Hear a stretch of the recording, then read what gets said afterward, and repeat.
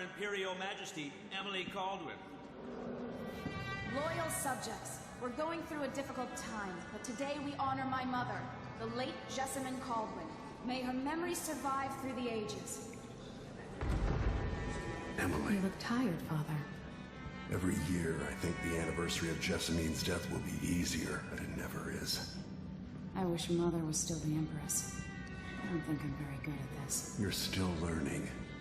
Don't worry about the rabble-rousers, and we'll catch the Crown Killer, eventually. People are saying it's you, but these assassinations are a misguided effort to protect me. No, someone's trying to make us look guilty by targeting your enemies. I wish I could just run away from all this. Sometimes you do. You think I don't know about your nights out on the rooftops? Courage. The ceremony will be over soon. Royal Protector and Father. I should have passed a law against that combination of titles years ago.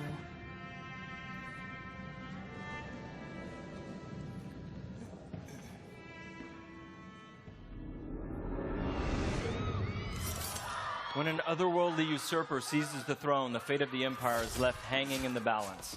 Dishonored 2 offers you the choice of playing as Empress Emily Kaldwin or the Royal Protector, Corvo Attano.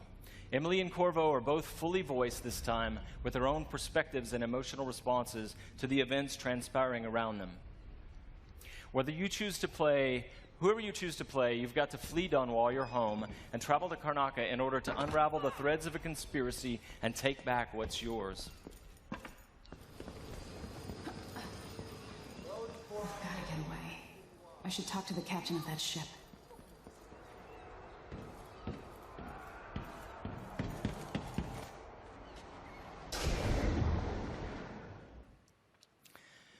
Dishonored is known for unscripted, simulation-driven missions where no two players ever have the same experience. There are many pathways to explore as you penetrate well-defended locations, numerous ways to find and eliminate nefarious targets.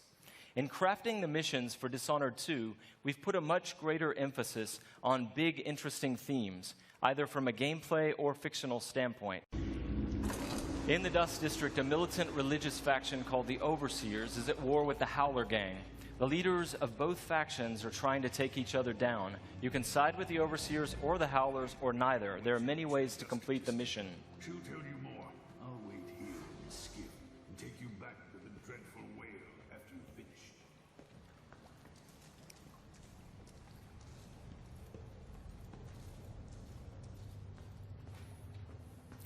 Everything you see here is rendered in the Void engine, designed to create atmospheric and exploration-rich spaces.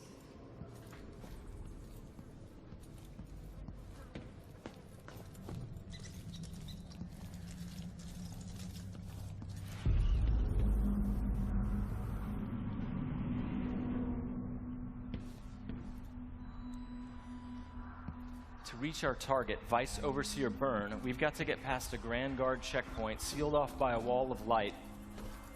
A cruel security device reinstated by the Duke of Serkonos. Orders from the Duke. We're losing too many people. Good soldiers blinded by that hallucinogenic powder the Howlers used, then stabbed to death or dragged down by the Abbey's hounds. One young lieutenant got hit by an Overseer grenade. That was it. He was one of the Duke's secret cousins or something. Shit.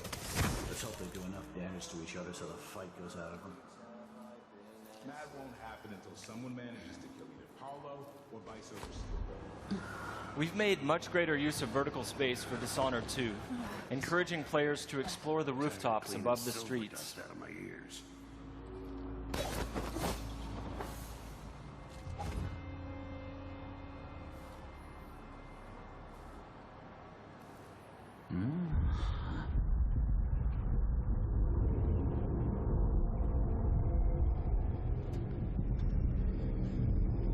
Dust from the mines.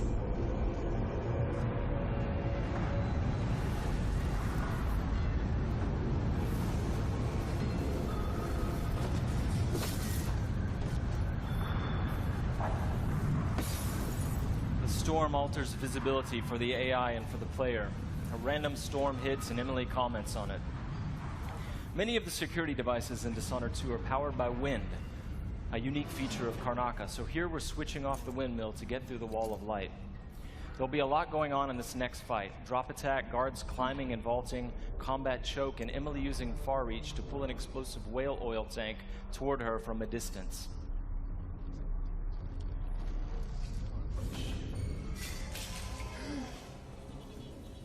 You aren't going in! So dead! Let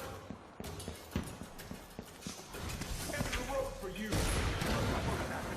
Hey you! Come here!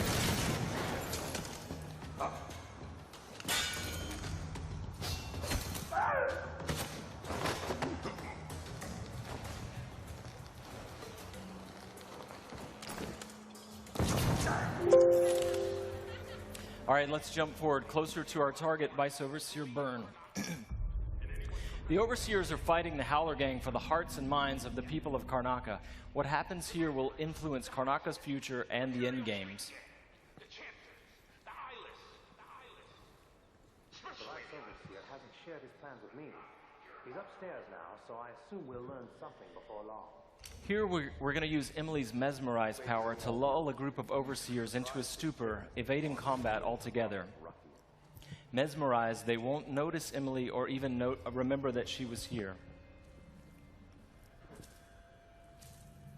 There you are. I feel so empty right now.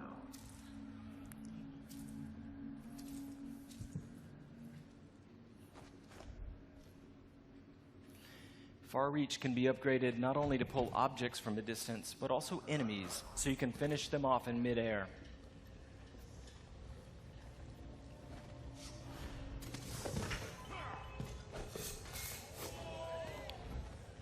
This time, all of Emily's powers, which are new, and all of Corvo's can be fully upgraded using entirely new skill trees, giving you the ability to customize more deeply.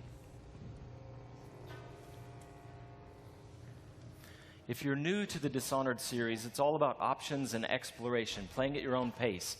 The game has many different pathways through each mission, and also different approaches, stealth or combat, lethal or non-lethal, and a wide array of supernatural powers that will dramatically change the experience as you play.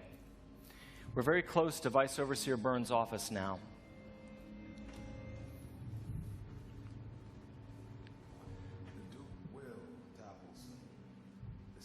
Of the oracular order have seen it, and I feel it in my bones. So this stalemate with the Howlers must be resolved. Byrne is giving a briefing using a projector. We're going to plant a stun mine and then link several of the Overseers with Emily's domino power, so that whatever happens to one of them will happen to all of them. They share the same fate. Died trying to bring power. We suffered fatal injuries. Somehow we come back the next day to fight again. Whatever witchcraft we had. Switching off the projector will attract Vice Overseer Byrne's attention, and when the mine affects one Overseer, it will affect all of them. Go check, brother. Right away.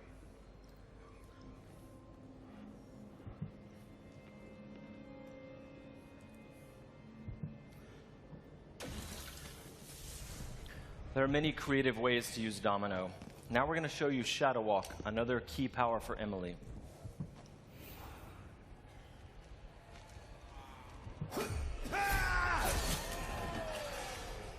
Shadow Walk is useful for stealth and combat. You saw it in the announced trailer that we made for the game, and you can fully use it in the game. Like all the powers, it can be upgraded in a variety of ways. With Vice Overseer Byrne out of the picture, the leader of the Howlers will owe Emily a favor, and that's just one way to complete the Dust District mission. Before closing today, we want to demonstrate another signature environment from a mission called A Crack in the Slab. It's another example of the missions in Dishonored 2 and how they're built around big, interesting themes. This mission takes place in a ruined manor that's been sealed for several years. At the start, the outsider appears and explains that reality was warped inside this place after an occult event. Your supernatural powers won't work inside the manor, and even time behaves strangely, allowing you to travel back and forth between the ruined present and the past when the manor was lavish and refined.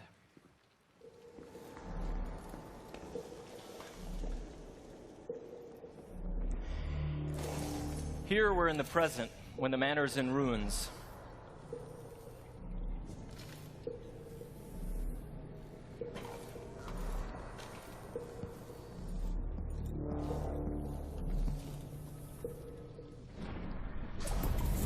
Now we've moved backwards, years into the past, when the manor was still inhabited and guarded.